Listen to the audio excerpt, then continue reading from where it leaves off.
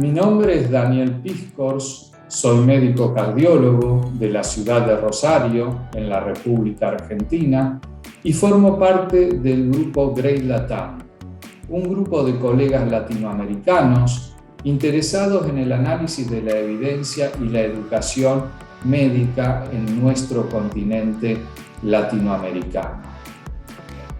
El cardiometabolismo es una entidad clínica de amplia diseminación en nuestro continente, con muy alta prevalencia y alto impacto desde el punto de vista de la salud pública y social. Es por ello que hemos diseñado este curso sobre cardiometabolismo dividido en distintos módulos. En este primer módulo me referiré a la fisiopatología de la obesidad, su impacto en términos de inflamación y sus consecuencias en el daño en órgano blanco mediado por las enfermedades cardiometabólicas y el impacto que todo ello presenta sobre el pronóstico cardiovascular, la incidencia de eventos cardiovasculares y renales. Sinceramente, deseo que este curso sea del agrado de todos los participantes.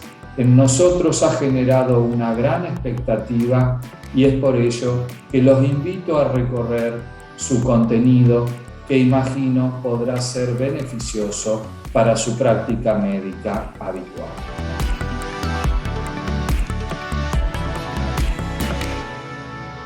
Dentro del curso Cardiometabolismo de Grey Latam, el grupo de análisis de evidencia y educación médica en América Latina, en este módulo 1, me referiré al tema obesidad e inflamación en el eje central del cardiometabolismo. En los últimos años ha emergido el concepto de enfermedades crónicas cardiometabólicas, básicamente compuestas por las enfermedades crónicas basadas en la adiposidad y enfermedades crónicas basadas en la diabetes.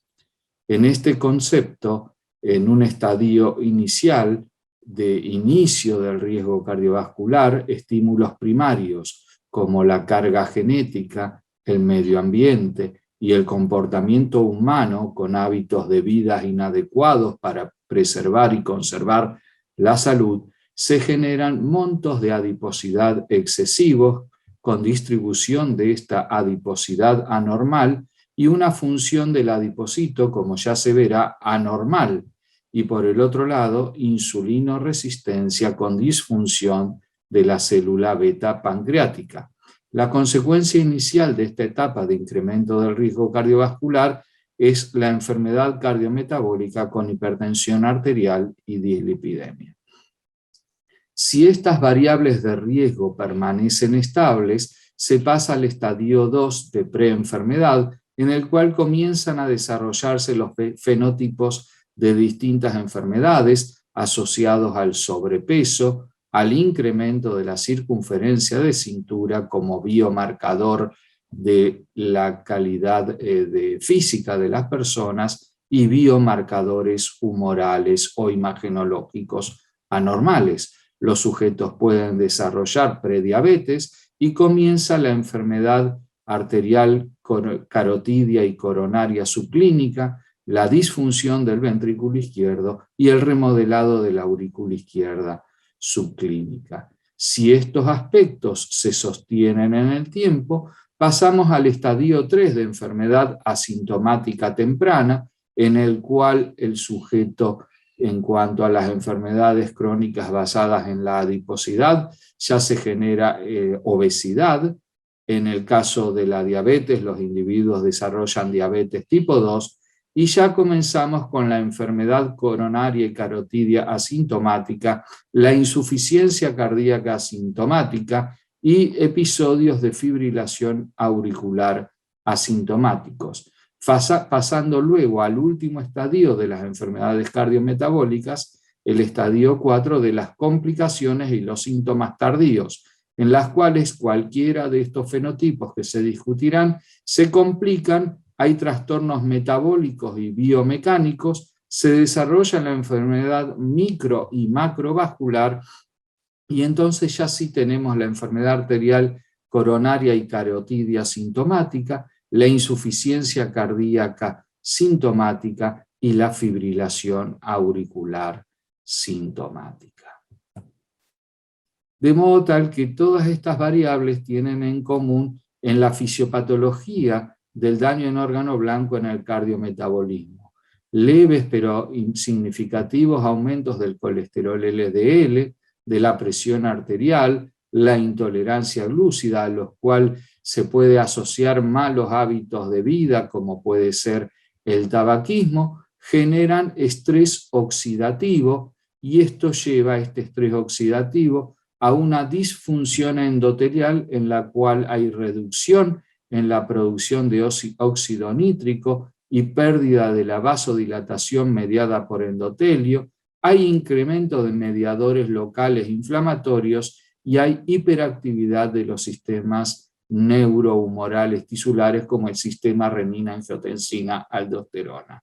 Y esto tiene consecuencias clínicas importantes. Por ejemplo, se incrementa el riesgo de trombosis, liberación de citoquinas inflamatorias con inflamación crónica de bajo grado, a la pérdida de la vasodilatación mediada por endotelio se suma la liberación de endotelinas con vasoconstricción, hay proliferación de la matriz extracelular por liberación de estas neurohormonas y biomarcadores, lo que lleva a la lesión y remodelado vascular, y finalmente incremento de la proteólisis con riesgo de ruptura de placas de ateromas. Es decir, este es el mecanismo fisiopatológico por el cual estas enfermedades cardiometabólicas pueden llegar a los eventos crónicos y los eventos mayores agudos. Esta hipótesis, esta teoría de la obesidad, la insulinoresistencia y la inflamación pone en el eje central de esta enfermedad cardiometabólica al adipocito, que es una célula ubicua, pero que fundamentalmente podemos detectar en el músculo esquelético, en el tejido adiposo y en el hígado, y que genera sustancias inflamatorias a partir de la activación del macrófago clásico. Entonces puede haber depósitos grasos incrementados en el músculo esquelético, anormalidades en los depósitos y función del adipocito en los tejidos adiposos, y ya vamos a hablar de lo que genera a nivel hepático con los depósitos ectópicos de estas grasas anormales en el organismo. Pero básicamente considerar al adipocito como la célula central en esta teoría de los procesos inflamatorios que llevan a la enfermedad cardiovascular. Lo cierto es que en presencia de comorbilidades como el síndrome metabólico, la obesidad, la diabetes tipo 2, la hipertensión arterial o en presencia de enfermedad renal crónica, se produce una inflamación sistémica con la presencia elevada de biomarcadores como los productos de crecimiento, las interleuquinas o la proteína C reactiva, y esto no genera solo enfermedad arterial, sino compromiso multiorgánico. En un paciente cardiometabólico están comprometidos en los pulmones, el corazón, el músculo esquelético y los riñones. Y desde el punto de vista cardiovascular, básicamente tenemos dos consecuencias. Una consecuencia en la pared arterial, como se mencionó previamente, con disfunción endotelial, estrés oxidativo, disminución de la producción de óxido nítrico y a nivel cardíaco estos efectos son como consecuencia la transformación de fibroblastos en miofibroblastos que generan una expansión de la matriz extracelular cardíaca a través de la síntesis de colágeno y por el otro lado generando alteraciones en la función y estructura del cardiomiocito que pueden llevar a la hipertrofia y a la disfunción contráctil del miocito. En este escenario debemos hablar de lo que es el triángulo vascular para entender lo que generan las enfermedades cardiometabólicas en términos de disfunción arterial. Entonces, en este triángulo, como expresé previamente, la disfunción vascular se asocia a estrés oxidativo e inflamación. Los ROS pueden barrer el óxido nítrico, hay menor producción de óxido nítrico endotelio dependiente, reduciendo la capacidad vasodilatadora de las arterias, es decir, disfunción vascular, pero a su vez aumento del LDL oxidado frente a una barrera endotelial disfuncionante puede acelerar el proceso aterosclerótico. Y estos mediadores inflamatorios son los que generan una disfunción en el balance homeostático entre los factores vasoactivos y la vasculatura. Y estas citoquinas inflamatorias regulan en forma ascendente la expresión de moléculas celulares de adhesión plaquetaria, de adhesión celular. Por lo tanto, hay mayor adhesión de colesterol LDL, de plaquetas, etc. Es decir, un interjuego de varios factores que ponen en riesgo al paciente cardiometabólico y su pared arterial, su pared vascular. Pero hablamos de mediadores inflamatorios y también tenemos que hablar de lo que es la inmunidad adaptativa, es decir, la respuesta celular para generar hipertensión arterial y daño tisular. Entonces, frente a estímulos hipertensivos o diferentes estímulos, como pueden ser la angiotensina 2, la aldosterona, la endotelina 1, asociada a la carga genética y a malos hábitos de vida, como la ingesta excesiva de sal, de sodio o el tabaquismo, entonces se generan estímulos hipertensivos que pueden generar una cascada de la inmunidad adaptativa en forma directa o a través de la estimulación del sistema nervioso central. Inclusive la infección de bajo grado también puede estimular esta inmunidad adaptativa generando una cascada por la cual las células T son polarizadas, activadas, y esto genera, como vamos a ver, inflamación, estrés oxidativo, daño vascular, renal y cardíaco, aumentando la presión arterial, y esta hipertensión arterial o esta presión arterial ya más elevada incrementa la injuria tisular y perpetúa este círculo por el cual la inmunidad adaptativa genera daño tisular. Entonces hablamos de inmunidad adaptativa y habíamos hablado de las células T helper, que activan distintas estirpes de células T que a su vez tienen citoquinas efectoras, y como ven ustedes, todas estas citoquinas están asociadas a la expansión de la matriz extracelular a nivel del músculo cardíaco, generando fibrosis, y ese es el paso intermedio hasta el desarrollo de la insuficiencia cardíaca, ya sea con fracción de eyección preservada o con fracción de eyección reducida, cuando se asocia a otras comorbilidades como la enfermedad coronaria, la insuficiencia renal, la obesidad o la propia diabetes tipo 2. Estos biomarcadores inflamatorios, como ven ustedes en este metaanálisis de distintos estudios de cohortes, se han asociado a un incremento en la incidencia de enfermedad coronaria. Entonces, este es un consorcio inglés que evaluó, entre otros biomarcadores, al fibrinógeno en casi 60.000 pacientes en 21 cohortes, a la proteína C reactiva ultrasensible en más de 100.000 pacientes en 38 cohortes y a la interleuquina 6 en 14.000 pacientes en 7 cohortes. Y como ven ustedes, hay una relación continua, lineal y estadísticamente significativa entre estos biomarcadores de inflamación y la incidencia de enfermedad coronaria.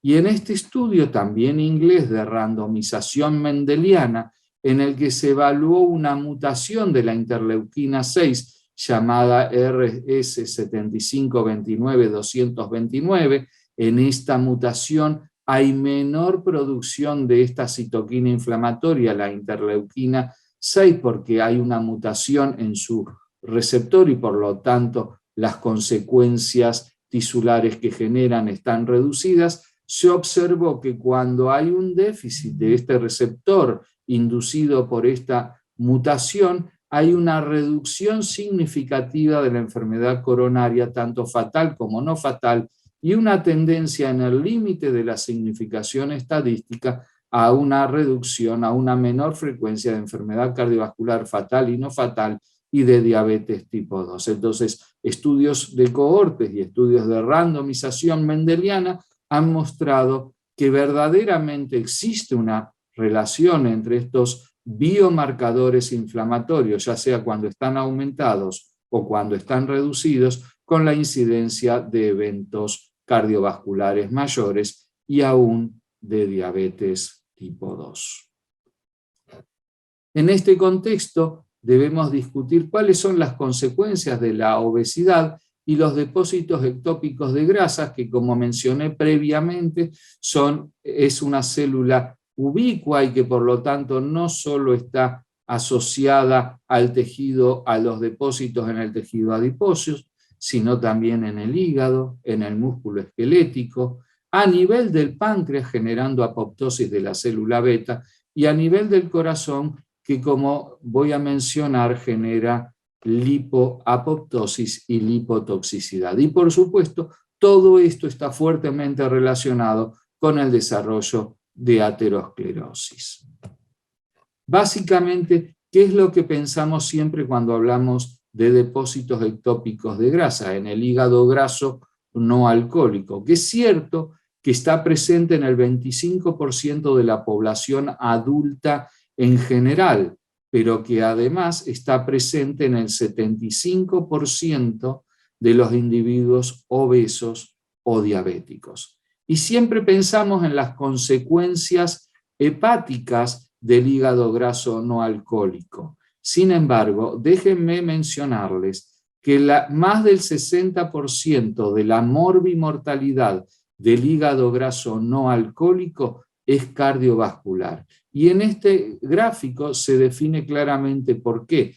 Porque el tejido adiposo ectópico localizado en el hígado genera insulinoresistencia, genera aumento de los depósitos de triacilglicerol y por lo tanto inflamación hepática que puede llevar a inclusive esteatosis con fibrosis.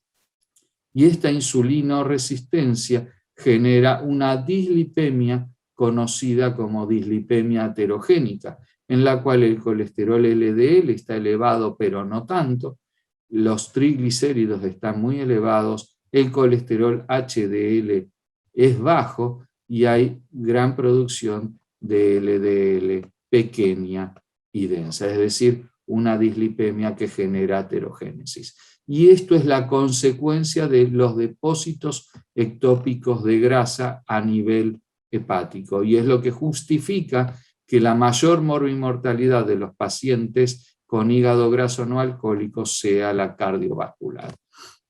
En consecuencia, en el hígado graso no alcohólico hay disminución del aclaramiento de insulina, hay incremento de la resistencia a la insulina con hiperinsulinemia, hay mayor producción de glucosa que lleva a la diabetes tipo 2, hay inflamación por producción de citoquinas inflamatorias, la dislipemia aterogénica que les mencionaba, lo que lleva a la aterogénesis, y finalmente recordar que también hay lipotoxicidad y lipoapoptosis, lo que lleva a la disfunción miocárdica, y por eso el hígado graso no alcohólico está tan fuertemente ligado a la enfermedad cardiovascular. Y este estudio en animales de experimentación muestra claramente el riesgo de la esteatosis cardíaca, la lipotoxicidad y la lipoapoptosis. Este es un estudio en el cual se compararon dos tipos de animales que tenían una mutación genética por la cual se incrementaban los depósitos de ácidos grasos en forma de triacilglicerol en el músculo cardíaco, los animales FAFA, y esto generaba cambios en las enzimas y marcadores nucleares de degradación de los ácidos grasos. La consecuencia de esto es que se incrementaban estos dos biomarcadores de apoptosis a nivel del músculo cardíaco, es decir, apoptosis miocitaria, como son la ceramida y los marcadores, la marcación de ADN. De modo tal que está claro que hay depósitos ectópicos en múltiples tejidos y son múltiples las consecuencias que esto puede tener para la salud del paciente cardiometabólico. Es decir, que hay dos tipos de enfermedades que por lo menos podemos ver en este tipo de pacientes cardiometabólicos. La enfermedad vascular con atero- y arteriosclerosis que lleva a el evento cardiovascular, y la cardiomiopatía del diabético, que es la que genera disfunción sistólica, hipertrofia cardíaca y disfunción diastólica, y es la que lleva a los pacientes cardiometabólicos a la insuficiencia cardíaca. Pero les comentaba que hay depósitos de grasa ectópica no solamente en el músculo cardíaco, sino que hay incremento de estos depósitos en la grasa pericárdica y en la grasa epicárdica. Y esta grasa epicárdica está en contacto directo con la circulación coronaria, con las arterias coronarias.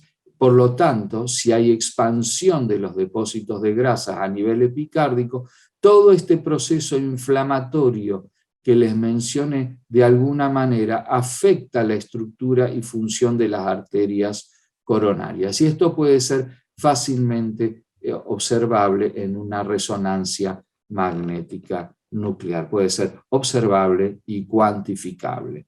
¿Y por qué digo cuantificable? Porque hay una relación lineal y continua entre el volumen de grasa pericárdico y, por ejemplo, el índice de masa ventricular izquierdo, es decir, la presencia de hipertrofia ventricular izquierda. Hay una relación también directa y estadísticamente significativa con la caída de la fracción de eyección como parámetro, si bien poco preciso, de disfunción ventricular izquierda, pero lo más importante es que este volumen de grasa pericárdico, medido por resonancia magnética nuclear, se asoció en forma lineal y continua con la incidencia de eventos cardiovasculares, mortalidad, enfermedad cardiovascular aterosclerótica, enfermedad coronaria e insuficiencia cardíaca. Es decir, que los depósitos ectópicos de grasa en el corazón también tienen valor en el pronóstico y el riesgo cardiovascular. Entonces, para ir cerrando con mis conclusiones, enfermedades crónicas basadas en la adiposidad, enfermedades crónicas basadas en la disglucemia y enfermedades crónicas basadas en el cardiometabolismo como ejes centrales de las estrategias que debemos enfrentar en prevención cardiovascular: la inflamación, el estrés oxidativo, la inmunidad innata y adaptativa en el centro de la fisiopatología de la enfermedad cardiovascular, y tener en cuenta la relevancia de la grasa ectópica en la fisiopatología y el pronóstico de la enfermedad cardiovascular. Muchas gracias.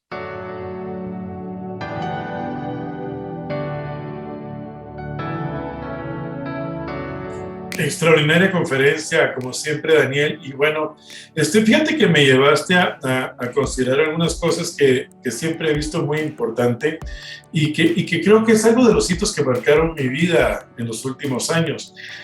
Cuando yo estudiaba cardiología en México, había una unidad que se llamaba la UICAR, que era la Unidad de Investigación Biológica en Cardiología. Te estoy hablando de hace más de 20 años.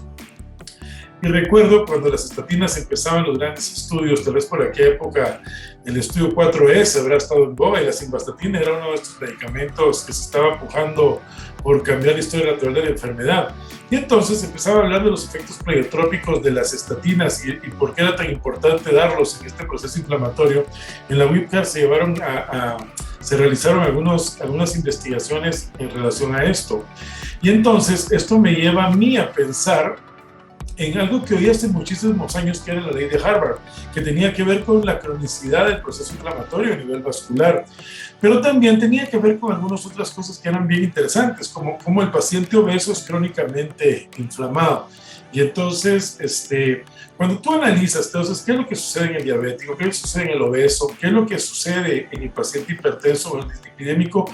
El punto de partida es solo uno, es el proceso inflamatorio, tal cual tú lo has dicho actualmente.